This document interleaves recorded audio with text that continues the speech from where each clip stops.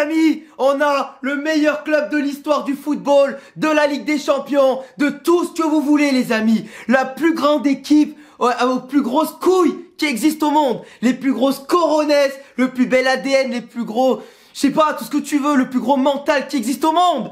Putain de merde! Guardiola, dégage, City, sortez avec tout le respect que j'ai pour vous et votre football. Là les amis, c'est exceptionnel ce qu'on vit. C'est légendaire, c'est historique. Et là même si le Real Madrid ne gagne plus rien de sa vie, j'en ai plus rien à foutre. Là les amis, je suis heureux, putain. Je suis heureux sa mère. Franchement, on passe à rien contre Paris, on passe à rien contre Chelsea. Et là contre City, on sort encore de nulle part. Même moi, je vous le dis, j'avais abandonné à la 90e, je préparais déjà le débrief et tout. J'en pouvais plus.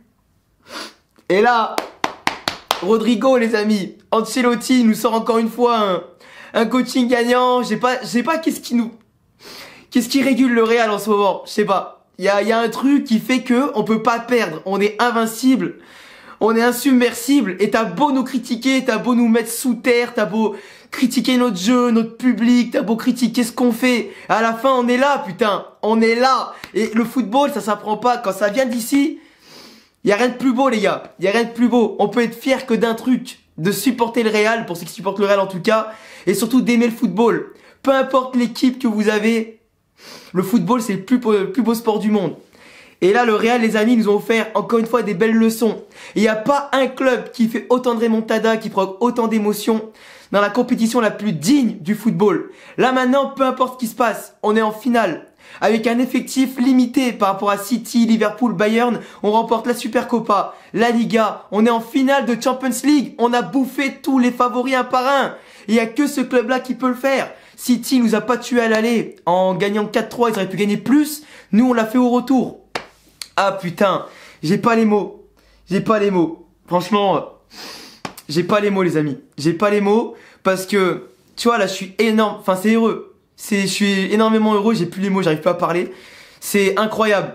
Déjà, l'entrée de Rodrigo, frérot. Lui, je sais pas ce qu'il a depuis 2-3 mois. Il est béni des dieux, le mec, dès qu'il fait une rentrée contre Chelsea, Paris, Séville, en Liga l'autre jour encore et machin, il nous sauve. En 2 minutes, il y a cru, il passe devant Ederson sur le centre de Benzema, qui a pas été très enrichi ce soir, mais qui a quand même fait son but avec le penalty, on parlera après, et sa passe décisive. Kamavinga qui fait une entrée incroyable, Kamavinga, GOAT et Didier Deschamps, frérot. Prends-le pour la Coupe du Monde. Il l'a mérité. Il s'est peut-être pas imposé titulaire, mais en tant que remplaçant super sub de Casemiro, Modric, Kroos, il est phénoménal, phénoménal. Rodrigo du coup qui plante son doublé derrière, sur le centre de Carvajal qui pour une fois s'est repris depuis quelques temps maintenant après un début de saison, un milieu de saison catastrophique. Et il fait une passe D incroyable. La tête j'y croyais pas les gars, j'ai explosé là, j'ai encore plus de voix comme l'autre jour. Mais c'est hallucinant, c'est hallucinant. Le pire c'est que quand tu vois le match dans l'intégralité, le Real Madrid c'était 8 tirs à un moment donné, 0 cadré. En face c'était 8 tirs, 5 ou 6 cadrés, et on prend pas de but. On marque pas, on est solide, on est serein. On a beaucoup de temps fort par rapport à la semaine dernière. City qui contrôlait le match au début, petit à petit s'est laissé déborder, a laissé des espaces au Real, qui a imposé aussi son rythme et simplement son jeu. Même si c'était des temps forts de chaque côté, ça jouait vraiment avec beaucoup de rythme et d'intensité.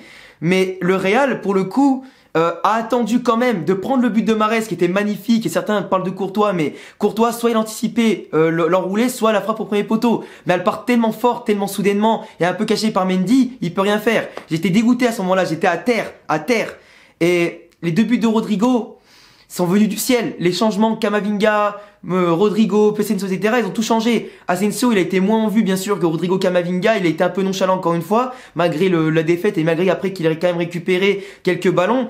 Mais globalement, Asensio, c'était le plus décevant des rentrants. Ceballos, il a bien géré, etc. aussi. Vasquez, qui rentre vraiment sur la fin pour doser les efforts et remplacer Vinicius. Ça a été pas mal aussi pour apporter son abnégation et sa solidarité, son engagement. Mais vraiment, le match, tu vois, le Real Madrid, c'était 0 but. Enfin, 0 tir cadré sur 8 frappes. Ils ont attendu la 90e et 91 pour faire le 9e et le 10e qui sont rentrés dans la cage. C'est hallucinant. Au match aller, on a eu la faiblesse défensive et réussite offensive. À l'inverse, au match retour, on a eu la faiblesse offensive et réussite défensive. C'est pas normal, tu vois. C'est pas normal. Franchement, j'ai failli péter un plomb parce que si tu marques pas, enfin si tu cadres pas, tu peux pas marquer. Et ils ont attendu la 90e, ces enfoirés, pour nous donner des émotions, nous faire vivre encore plus. Et là, Guardiola et City globalement se sont écroulés. Kevin De Bruyne sorti sur blessure juste avant, les changements tactiques de Guardiola qui n'ont pas été les bons et du coup, parce qu'il pouvait pas anticiper qu'on marque 2 buts en 2 minutes. Il pouvait pas, mais il y a que le Real qui peut le faire, avec autant d'abnégation, de remontada et de mental. Voilà, parce que globalement, City dans le match, le duo Bernardo Silva-De Bruyne, ça se baladait techniquement, ça gagnait des ballons, ça gagnait des mètres, ça perçait des lignes, ça lançait les offensives, ça faisait mal au Real Madrid. C'était ouf ce match, il était ouf. Franchement, les deux côtés, les défenses, le milieu de terrain, les attaques, c'était tranchant, même si ça marquait pas au début, tu vois. Mais vraiment, incroyable, incroyable la réaction. Puis après, on voit clairement que le travail physique de Pintus, le préparateur physique, a fonctionné encore une fois. Le Real Madrid finit mieux les matchs que les autres. Et toute la prolongation, on a couru, on a dominé, on a laissé après City venir mettre quelques vagues qui n'étaient pas décisives. C'était incroyable, c'était incroyable. City aussi a gâché des occasions avec Mahrez, avec Grealish, avec Bernardo, etc. Des tirs de loin de Foden et De Bruyne. Mais nous, on a eu l'occasion de Vinicius dès le début de deuxième mi-temps qui rate de manière inconcevable. Benzema tout le match qui n'a pas eu de chance. Sur les reprises de volée, il passait tout au-dessus, tout à côté. On avait des temps de retard, on faisait les mauvais choix avec Vinicius notamment. Kroos avec le ballon, il faisait des transversales qui offraient vraiment au Real Madrid des possibilités, mais sans ballon, il était dépassé. Modric, il était un peu moins de plein camp que d'habitude, mais c'était un des seuls à vraiment se battre au milieu. Casemiro, il a récupéré beaucoup de ballons, mais il aurait pu prendre aussi un rouge avec des jaunes qui auraient pu siffler contre lui. Mais de l'autre côté, Walker, qui fait 2 fois une faute dans le dos de Vinicius, dont une fois en tant que gagné défenseur, ça aurait pu être un rouge aussi, tu vois. Donc voilà, les défenseurs de City ont été autant dépassés que ceux du Real à des moments, mais ils ont su aussi contenir les attaques du Real comme inversement. Ça a été vraiment un match rythmé. Il y aurait pu avoir plus de buts, il y aurait pu avoir plus de réussite, mais globalement, la solidité de chaque côté a fait que ça a mis du temps à se dégoupiller. Et j'avais dit sur Twitter, il suffit d'un seul but pour que ça dérape vraiment. Mais vraiment incroyable. Franchement, qu'est-ce que vous voulez dire? Benzema qui, avec le penalty provoqué, à juste titre, parce que sur Ruben Dias qui était en retard, et derrière, le but tout en sang-froid pour marquer le 3-1, 15 buts en Ligue des Champions, record de Ronaldo aussi égalé pour le nombre de buts en phase finale de Champions League sur une saison qui est de 10 buts.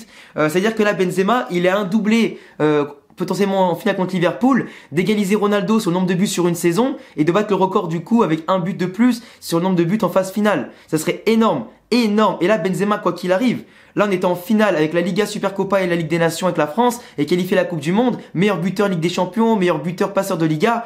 Il a le ballon d'or, c'est fini. Là, c'est fini. Parce que là, City, eux, ils vont se donner à fond pour la première ligue. Peut-être que Liverpool peut perdre la finale de coupe contre Chelsea qui reste. Même si on perd la finale de Champions League, Benzema c'est ballon d'or, c'est trop tard là. Mané, je suis désolé frérot, mais à mon sens Mané individuellement, au niveau des stats, il est pas aussi bon que Benzema, il a une saison limite à la Vinicius, qui est même moins bonne que celle de Vinicius individuellement, mais collectivement il peut se rattraper avec les trophées, avec le Sénégal et Liverpool, à voir bien sûr comment ils vont gagner encore jusqu'à la fin de saison, mais globalement Benzema, gagner la finale ou pas, il a fait tout ce qu'il fallait, il peut pas faire mieux, à part en Copa del Rey éventuellement, mais bon, c'est qu'une coupe nationale.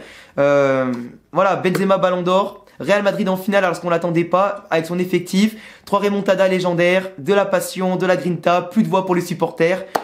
Et puis voilà, qu'est-ce que vous voulez de mieux les gars? Franchement, mes GOAT ce soir, Benzema, qui n'a jamais abandonné, Casemiro qui s'est battu, Carvajal qui a fait un très bon match, Camavinga qui a fait une excellente rentrée, Rodrigo pareil, Nacho les amis.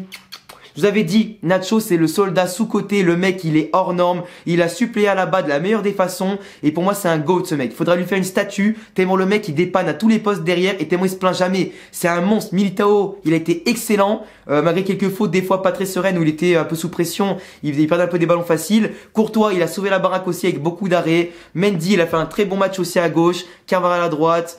Et qu'est-ce que vous voulez dire? Quand Ancelotti serein, il a fait les bons changements, les remplaçants ont été bons, les titulaires ont été bons. J'ai pas d'autre mot à dire. City a été très bon dans le jeu. Je peux que les féliciter en tout cas pour la qualité du jeu qu'ils ont proposé sur les 2 matchs. Et City, vraiment, ils méritaient peut-être mieux. Mais en tout cas, ceux qui ont tué le match, aller comme retour, finalement, au niveau du score cumulé, ça a été nous. On a été plus malin, plus solide, avec un meilleur mental. On n'a pas lâché quand il le fallait. On a laissé des miettes à City qui en ont pas profité. Donc voilà, au bout d'un moment les gars, c'est le Real Madrid hein. Tu nous tues pas, comme je l'ai dit dans l'avant-match et au match aller, on vous tue nous. Donc voilà les gars, c'est tout pour cette vidéo. J'espère en tout cas qu'elle vous a plu. À la Madrid et Nadamas, abonnez-vous, cochez la cloche, c'est un pouce bleu et tous mes réseaux s'affichent ici et en description. Et à bientôt les amis pour de prochaines vidéos. Vamos! Là!